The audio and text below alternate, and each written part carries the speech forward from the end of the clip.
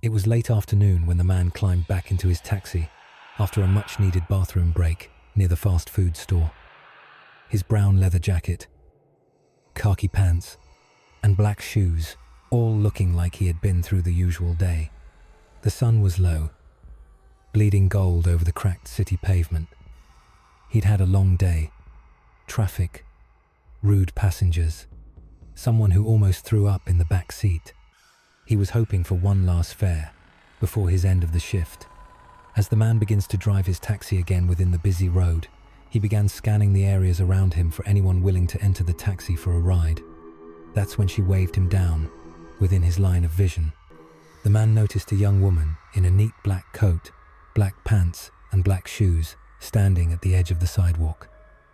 Chin-length red hair, perfectly symmetrical. She wasn't smiling, not exactly. But she wasn't frowning either, as she looked at the taxi with light blue eyes, a contrast to the man's rugged, yet short black hair and brown eyes. The taxi driver pulled up near the sidewalk, letting the young woman pull open the door before going inside. "Where to?" he asked, wanting to know the destination. She slid into the back seat as she fastened her seatbelt, quiet as a whisper. "Take me to Harlow Street, by the old flower shop." Her voice was soft, way too soft. Not shy soft, controlled, like a line recited too perfectly. "No problem," the taxi driver thought. Quick ride. The taxi started to move once again back at the open road, dealing with the usual afternoon traffic that goes along with it. At first, they sat in silence. The city outside passed by in gold-tinted blurs as various vehicles and pedestrians moved around them. Then the young woman spoke. "Do you enjoy your work?" The taxi driver glanced at the rearview mirror. Her blue eyes met his brown, calm and steady. Pays the bills," he said with a chuckle. "People are people, you know." She nodded slowly. "People can be interesting." That silence again. Yet it felt too heavy. The young woman continued. "Do you believe people know when they're in danger?" The question landed with a thud. The taxi driver smiled awkwardly, trying to keep it light.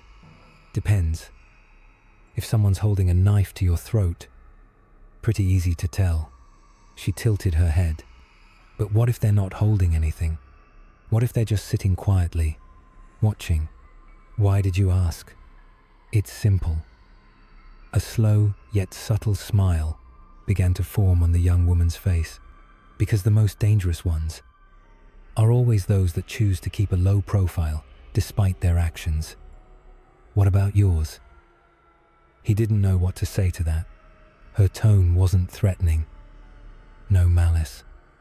But there was something about the way the young woman stared out the window afterward, like she was watching something no one else could see. Not only that, but the young woman also kept that smile on her face, making the taxi driver felt unnerved by it as he continues to drive at the destination she requested.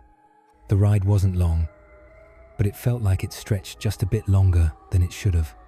They passed familiar streets and locations, but they felt unfamiliar now. Warped even. He felt it, deep in his gut. The taxi driver didn't know why. The young woman hadn't done anything at all, but her presence and smile felt wrong, like a painting, with one color slightly off. All he knew was that he had to get to that street now if he valued his life. When they reached Harlow Street, the sun had dipped just under the buildings, casting long shadows across the road. The taxi driver stopped the car. The flower shop she mentioned was long closed, windows boarded up, a tattered "For Lease" sign hanging sideways, the building itself looking worn out from use. "This the place?" he asked. She nodded. "Yes. This is exactly where I need to be." The young woman handed him the fare. Exact change. He didn't even remember hearing her count it out. "Thanks for the ride," she said, her smile remaining, then paused. "If anyone else asks, you never saw me." She stepped out of the taxi before closing it shut. and walked slowly toward the darkened shop. As she slowly opened the door, her black coat almost glowing in the fading light before gently closing it shut behind her. The taxi driver sat there, engine idling. He didn't move. He glanced at the rear view. No imprint on the seat. He looked at the meter. Still running.